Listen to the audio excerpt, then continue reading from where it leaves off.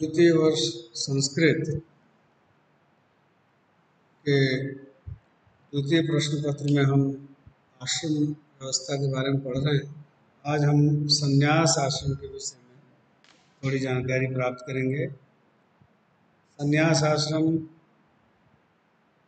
अंतिम आश्रम है। ब्रह्मचर्य और गृहस्थाश्रम के पश्चात वानप्रस्थ आता है और फिर मोक्ष की कामना से, जो जीवन का परम पुरुषार्थ है, मोक्ष की कामना से संन्यास आश्रम का ग्रहण किया जाता था। जैसे कि पंक्ति मिलती है कि ब्रह्मचर्यम परिसमाप्य गृही भवेत, गृही भूत्वा वनी भवेत, वनी भूत्वा प्रव्रजेत। ब्रह्मचर्य को समाप्त करके गृहस्थ बन जाएं और गृहस्थ बन करके तत्पश्चात वनी यानी वानप्रस्थी बन जाएं और वनी भूत्वा प्रव्रजेत, प्रव्रज्या कर जानी चाहिए, वन में चले जाना चाहिए। यदि वा इतरथा ब्रह्मचर्यादेव प्रव्रजेत गृहाद वा वनाद वा। और फिर एक और बात कही ऋषियों ने कि अगर किसी की बहुत ज़्यादा वैसी प्रवृत्ति हो तो वह किसी भी आश्रम से वानप्रस्थ के लिए प्रस्थान कर जाए। मनु ने संन्यास आश्रम के माध्यम से मोक्ष प्राप्त करने के गुरु कुछ आवश्यक कृत्य भी बताए। देखिए ये श्लोक है मनुस्मृति 6ठे अध्याय में, ऋणानि त्रीणि अपाकृत्य मनो मोक्षे निवेशयेत्, अनपाकृत्य मोक्षम तु सेवमानो व्रजत्यधः। अर्थात 3 ऋणों से मुक्त होने के लिए, वो 3 ऋण यहाँ इन्होंने कहे, ऋषि ऋण, देव ऋण और पितृऋण। उसे तो पंच ऋण बताए थे मैंने, लेकिन यहाँ ऋषि, देव और पितृऋण। मोक्ष की भावना करने से पूर्व इन 3 ऋणों से मुक्ति आवश्यक है और इनसे मुक्त हुए बिना संन्यास ग्रहण कर लेना वो संभव नहीं है। अगर वैसा कोई प्रभाव करता है तो वो उसकी वर्जना है, वर्जित है। तो ब्रह्मचर्य आश्रम के बाद व्यक्ति संन्यास की ओर उन्मुख न हो जाए, इसलिए रोक लगाई गई कि वेदाध्ययन करो, उसके बाद गृहस्थ बनो, फिर वन में जाओ। तो ये संन्यास आश्रम का प्रारंभ बिंदु बताया मैंने आपको।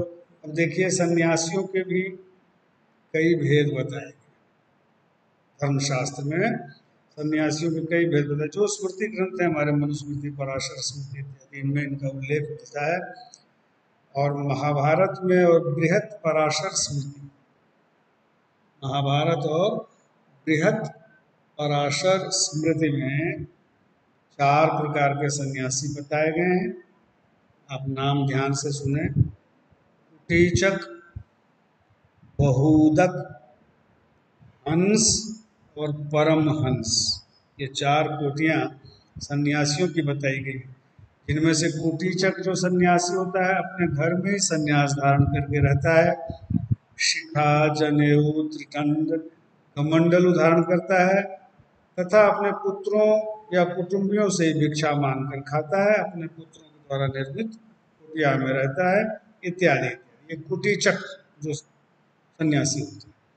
बहुदक सन्यासी के पास त्रिदंड, कमंडलु और कषाय वस्त्र रहते हैं और ये 7 ब्राह्मणों के यहाँ से भिक्षा मांगते हैं और मांस, नमक और बासी भोजन ये ग्रहण नहीं करते। उसके बाद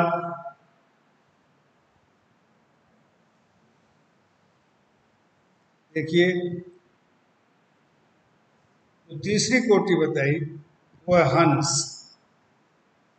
तो हंस सन्यासी जो है वो जटा धारण करने वाले, त्रिपुंडोर्ध्वम पुंड्रधारी, त्रिपुंड लगाते हैं मस्तक पर, अनिश्चित घरों से मधुकरी लाकर भोजन करने वाले। जैसे भ्रमर को जहाँ से जो मिल जाता है मधुकरी वृत्ति वो होती है, मधुकर भ्रमर। वैसे ही सन्यासी भी अनिश्चित गृहों से, कोई निश्चय नहीं कि कहाँ जाना है आज, वहाँ जाकर के अपना भोजन लेते हैं और कौपीन खंड और तुंड धारण करते हैं। ये हंस कोटि के सन्यासी। चतुर्थ कोटि जो है वह परमहंस कोटि के सन्यासी। परमहंस कोटि किसी वृक्ष के नीचे शून्य गृह या श्मशान में निवास करने वाले नग्न या वस्त्रधारी परमहंस सन्यासी संसार के सत्य असत्य द्वैत अद्वैत आदि उलझनों से परे होते हैं, सबसे ऊपर उठ जाते हैं। इनमें सम दृष्टि होती है, सबको समान दृष्टि से ये देखते हैं और आत्मवत सबको समझते हैं। आत्मवत सर्वभूतेषु कहा है ना, आत्मवत सर्वभूतेषु यह पश्यति सः पंडितः। तो ये सन्यासी जो होते हैं, और उनमें परमहंस कोटि के सन्यासी, ये किसी भी जीव से कोई भेदभाव नहीं करते, इनके मन में कोई द्वैत होता ही नहीं। ये उस स्थिति को प्राप्त कर लेते हैं जहाँ सब कुछ इनको समान दिखाई पड़ता है। भगवत गीता में समत्व योग बताया गया है, वो इस तरह के योगी हैं। एक तरह से समत्व इनके मन में होता है, सभी प्राणियों के प्रति मन में करुणा होती है, सहानुभूति का भाव होता है। तो ये सन्यासियों के चार भेद आपको बताए, संक्षेप में आप इनके नाम ध्यान रखेंगे। संन्यास आश्रम में वस्तुतः संपूर्ण त्याग की भावना होती है, जो दूसरों से स्वयं नहीं डरते और किसी और को भयभीत नहीं करते, जो खुद भी नहीं डरते और किसी को भयभीत भी नहीं करते, वही परिव्राजक है, ऐसा स्मृतियां कहती हैं। जो न डरते हैं और न किसी को डराते हैं, वही सन्यासी कहलाते हैं।